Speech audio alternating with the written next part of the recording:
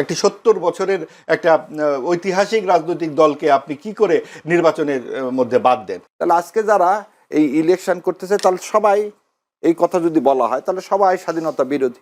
এবারের নির্বাচনে আওয়ামী লীগের মতো একটি বড় দল অংশগ্রহণ করতে পারছেন না। আওয়ামী লীগ ছাড়া এই নির্বাচনকে যদি হয় বা কিভাবে বিশ্লেষণ করবেন আওয়ামী লীগ ছাড়া এই যে নির্বাচন 12 ফেব্রুয়ারি নির্বাচন? জি ধন্যবাদ, শুভেচ্ছা। আসলে এটা তো বেশ একটি অনেক দিনের পুরনো বিতর্ক, কারণ শুরু থেকেই এই বিষয়ে অনেক দ্বিধাদ্বন্দ্বের ব্যাপার ছিল। সরকার তো একটি অবস্থান নিয়েছেন যে গণ অভ্যুত্থান যে ঘটনাটি 24-এ ঘটে গেছে 5ই আগস্টে, সেটা তো একটা মূর্তিমান সত্য, এবং সেখানে আওয়ামী লীগের ভূমিকা সম্পর্কে কারোই কোনো দ্বিমত নাই, এবং সেই নেতৃত্ব যারা সরাসরি হত্যাকাণ্ডের সঙ্গে জড়িত। তো একটা বিষয় ছিল যে এটা যেমন সত্য, আবার এও সত্য যে আওয়ামী লীগের সকল কর্মী, সমর্থক, নেতা এই হত্যাকাণ্ডের সাথে জড়িত ছিলেন না। তাদের অবস্থাটা কি হবে এই ভোটে?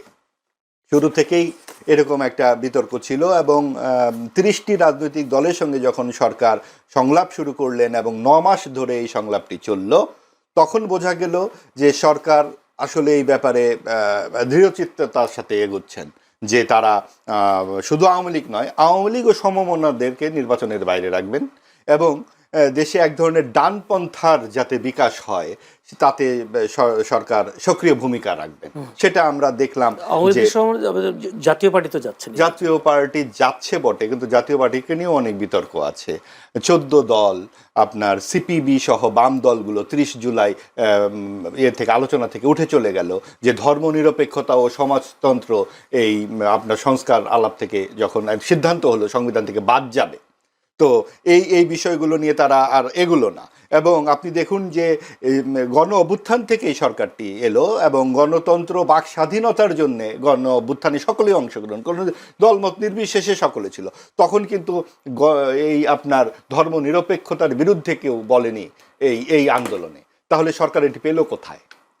আমাদের বাংলাদেশের যেই মুক্তিযুদ্ধ জাত চেতনা, গণতন্ত্র এবং আপনার বাকস্বাধীনতার পাশাপাশি সেই 4টি স্তম্ভের প্রধান 2টি স্তম্ভই কিন্তু সরকার বিসর্জন দিয়ে দিল। এই ম্যান্ডেট সরকার পেল কোথায়? 30টি রাজনৈতিক দলই কি বাংলাদেশ? সেই 30টি রাজনৈতিক দলের 7-8টি বাদে আমরা অধিকাংশ দলের দ্বিতীয় বা তৃতীয় ব্যক্তির নামই জানি না। অর্থাৎ পুরো বাংলাদেশ এই আলোচনাটিতে অনুপস্থিত ছিল। তারপরেও বাস্তবতা হচ্ছে যে বাংলাদেশের যে সংকট চলছে, বিভিন্ন দেশে আমাদের এখানে ভিসা নিয়ে সমস্যা হচ্ছে, আমাদের বাংলাদেশের ভাবমূর্তি নষ্ট হয়ে গেছে। আজকে বাংলাদেশের পাসপোর্টের অবস্থান দাঁড়িয়েছে 100 নম্বর 106টি দেশের মধ্যে। এই যে তলানিতে পড়ে যাচ্ছে বাংলাদেশের ভাবমূর্তি, এই জায়গা থেকে উদ্ধারের একটি পথ, একটি সুষ্ঠু, অবাধ, অন্তর্ভুক্তিমূলক নির্বাচন, এবং এই নির্বাচনের মাধ্যমে এটাই গণতন্ত্রের প্রথম ধাপ, এবং সেখানে আমরা 12ই ফেব্রুয়ারিতে আশা করে পৌঁছে যাচ্ছি। সব কিছুর পরেও এটা তো আর এমন ঘটনা নয় যে এটাই সর্বশেষ নির্বাচন। যদিও প্রশ্ন হচ্ছে আওয়ামী লীগ কি অপ্রাসঙ্গিক হয়ে যাচ্ছে বা অপ্রাসঙ্গিক হওয়ার মতো এমন সিচুয়েশন তৈরি হয়েছে কিনা? তাহলে তো আপনি এই প্রশ্নই করতেন না। কতখানি প্রাসঙ্গিক হলে আলোচনার শুরুতেই এই প্রশ্নটা করলেন। তার মানে বারবার যখন আওয়ামী লীগের কথা বলা হচ্ছে, বারবার যখন বলা হচ্ছে এটা অপ্রাসঙ্গিক কিনা, তার মানে তো প্রাসঙ্গিক। যদি আওয়ামী লীগ অপ্রাসঙ্গিক থাকতো তাহলে তো এই আলোচনারই প্রয়োজন পড়তো না। সব কিছুর মধ্যে কেন শুরুতেই আওয়ামী লীগের কথা আসতেছে? কাজেই আওয়ামী লীগ যেমন অপরাধ করেছে এটাও সত্য, আবার আওয়ামী লীগ মুক্তিযুদ্ধের নেতৃত্ব দানকারী। একটি 70 বছরের একটা ঐতিহাসিক রাজনৈতিক দলকে আপনি কি করে নির্বাচনের মধ্যে বাদ দেন? তাহলে তো জামাতে ইসলামীর ভূমিকাটিকে এখানে আলোচনায় আসতে হবে, যে 71 সালে তাদের ভূমিকা ছিল কি ছিল। তাকে যদি আপনি নিতে পারেন তাহলে আওয়ামী লীগকে কেন অন্তর্ভুক্তি করতে পারলেন না?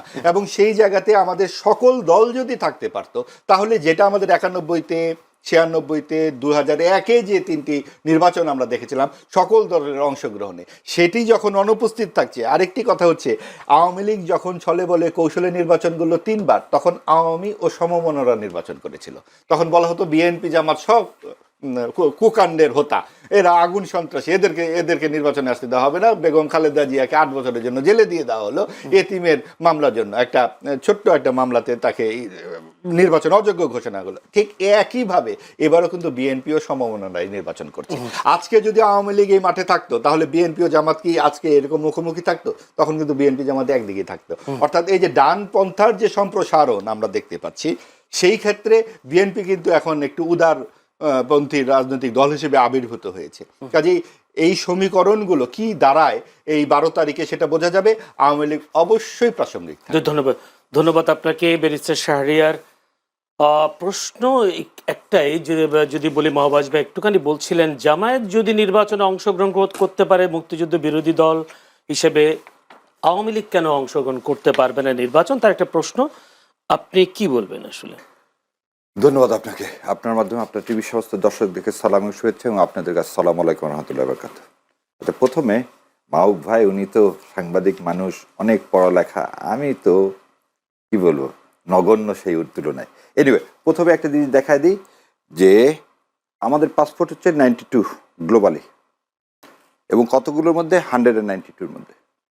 সো এবং এটা 2025 সালে ছিল 100, সো 8টা থেকে উপরে আসছে। এর আগে ছিল 210, সো এগিয়ে এসছে, 8 ধাপ আমরা ইমপ্রুভ করছি। সো 110 থেকে 1 বছরের 1.5 বছরের মাথায় তাহলে 18 ধাপ উপরে এসছে। সো এটা এই যে আমি দেখাই দিলাম, সেজন্য আমি দেখাই দিলাম যে পাসপোর্ট অফ বাংলাদেশ, এটা এই আপনি গুগল যে কেউ করলেই দেখতে পাবে। এনিওয়ে, সো পাসপোর্টের মান কমে গেছে, তা না উল্টা বেড়ে গেছে, 18 ধাপ উপরে উঠছে, এবং আমরা এখন 45টা দেশে বিনা ভিসায় যেতে পারবো। এবার আসেন, দেশের 2-4টা নাম বলবেন? না, আমার ওইটা প্রাসঙ্গিকটা আপনি বলছেন যে 100, সেটা আমি বলে দিলাম, যে কারেকশন করে দিলাম আপনার সাথে। আমার এই যে আমি সেজন্য এটা দেখাই দিলাম আপনার কাছে, যদি 100 টাকা ওটা আমাদের বুরুন্ডিতে যাওয়া যাবে আমাদের। বুরুন্ডি কোথায় গেলাম না গেলাম দ্যাটস ইমম্যাটেরিয়াল। ম্যাটেরিয়ালটা হচ্ছে আপনার পাসপোর্টের ধাপটা উপরে উঠছে কিনা। সো ওই জন্য একটু বললাম যে আমরা যখন আসছি ভাইয়ের সাথে তো বসছি, ওই জন্য একটু ইয়ে করে হয়তো কথা বলতাম। দ্বিতীয় কথা, আপনি যে প্রশ্ন করছেন সেই প্রশ্ন, 2টা বয়ান তৈরি করা হচ্ছে। একটা বয়ান হচ্ছে আওয়ামী লীগ, নিরীহ আওয়ামী লীগ, আওয়ামী লীগ এবং নিরীহ আওয়ামী লীগ। সো মুজিববাদের মধ্যে নিরীহ মুজিববাদ আর মুজিববাদ বলে কোনো কিছু আমার কাছে নাই, এবং আমি যেগুলো বলতেছি এগুলো সব আমার পার্সোনাল ওপিনিয়ন বলতেছি। দ্বিতীয় কথা, ভাই আর একটা কথা বলছেন এখানে, ধর্মনিরপেক্ষতা এবং সমাজতন্ত্র, এই 2টা হচ্ছে পিলার। এই 2টা পিলার হচ্ছে ইন্ডিয়ান ক্রাফটের। এটা আমি সব জায়গায় বলছি, এটা হচ্ছে পুরাতন কথা, এটা নতুন কথা না। এবার আপনার প্রশ্ন উত্তর দিই, বাংলাদেশ জামাতে ইসলামী যদি ভোট করতে পারে তাহলে আওয়ামী লীগ কেন পারবে না? তো জামাতে ইসলামের বিরুদ্ধে, তার আর একটা জিনিস বলে দিতে, আর তার আগে আর একটা উত্তর দিয়ে দিই। ভাই বলছিলেন যে আওয়ামী লীগ ও সমমনা, আওয়ামী লীগ ও সমমনা, জাতীয় পার্টি 248টা সিটে কন্টেস্ট করতেছে, এবং জাতীয় পার্টি না বললেন 14 দলের কথা, আনাসের মঞ্জুর সাহেব, আনিসুল হক মাহমুদরা এনডিএফ বলে ন্যাশনাল ডেমোক্রেটিক ফ্রন্ট করছে। সো সেখানেও তারা কিন্তু করতে পারছে। সো এই কথা বলা যাবে না যে এটা একটা ইনক্লুসিভ না। এই সুজাতা সিং এর মতো যে কথাটা সুজাতা সিং জাতীয় পার্টিকে নিয়ে এসে 13 সালে বলছিল লেজিটিমেসি, ভারতের লেজিটিমেসি না পাইলেই আমাদের ইলেকশন লেজিটিমেসি হবে না, এটা না। এখন যে তর্কটা নতুন করে করা হতে চাচ্ছে যে জামাতে ইসলাম আসছে বলে আওয়ামী লীগ আসবে, আমি যদি এখন বলি বিএনপি তো মুসলিম লীগ এবং বামফ্রন্ট, যে জাদু মিয়ারা যারা মুক্তিযুদ্ধকে সমর্থন করেন তাদের সমন্বয় তো বিএনপি। তাহলে আজকে যারা এই ইলেকশন করতেছে তাহলে সবাই, এই কথা যদি বলা হয় তাহলে সবাই স্বাধীনতা বিরোধী। আর যেটা ভাই বললেন যে আওয়ামী লীগ স্বাধীনতা নেতৃত্ব দান করছে, আমার কাছে এখানে যে বাংলাদেশের সমস্ত মানুষ নেতৃত্ব দান করছে স্বতঃস্ফূর্তভাবে, যেভাবে 24-এর এই দ্বিতীয় স্বাধীনতায় আপামর জনসাধারণ ছোট্ট বাচ্চা থেকে বৃদ্ধ পর্যন্ত অংশগ্রহণ করছে, খালি ফ্যাসিস্টকে সরানোর জন্য না, ভারতীয় আধিপত্যবাদের বিরুদ্ধে। এবং আমাদের সেই 71 সালের মুক্তিযুদ্ধটাও ছিল পাকিস্তানের হাত থেকে নিজেদেরকে রক্ষা করা এবং ভারতীয় আধিপত্যবাদের মধ্যে পড়ে না যাওয়া। এটাই ছিল মানুষের চাওয়া, যেটা 72 সালে আমরা দেখলাম যে না, ভারত আমাদের স্বাধীনতাটাকে ছিনতাই করে নিয়ে গেছে, এবং এই ছিনতাই করতে ছিনতাইকারী হিসাবে ইউজ হয়েছে বাংলাদেশ আওয়ামী লীগ। সো এই যে ছিনতাইকারী 2বার আমার দেশের স্বাধীনতাকে সার্বভৌমত্বকে ভুলণ্ঠিত করছে, তার সাথে জামাত ইসলামের তুলনা করা কোনোভাবে প্রাসঙ্গিক না। তো সেই কারণে জামাতে ইসলাম এবং আওয়ামী লীগকে এক জায়গায় করা যাবে না। আর আওয়ামী লীগের বিরুদ্ধে জাতিসংঘের তদন্ত রিপোর্ট আছে, আপনারা হয়তো দেখবেন 71 সালের পরে 2টা কমিশন হয়েছিল, একটা হোয়াইট পেপার হয়েছিল আর আরও হামিদুর রহমান কমিশন হয়েছিল। এই 2টা কমিশনের রিপোর্ট যদি আপনারা পর্যালোচনা করেন এবং তার ভিত্তিতে 17 বছর তো আওয়ামী লীগ ক্ষমতায় ছিল, তো মানবতা বিরোধী অপরাধে জামাত ইসলাম এদের দল কেন করলেন না? এবং আজকে সর্বোচ্চ আদালত থেকে এটা প্রতীয়মান, যাদেরকে আপনারা ফাঁসি দিয়েছেন say that is a judicial killing, এবং এই লোকগুলোর সাথে কোনোভাবে এই অপরাধের কোনো কি ছিল না, সম্পর্ক ছিল না। ক্ষমতার পালাবদলে কি আবার চেঞ্জ হতে পারে জুডিশিয়াল এর রায়গুলো? এই জিনিসটা হচ্ছে কি, আপনি যদি ইনস্টিটিউশন না করেন কখন এগুলো চেঞ্জ হবে?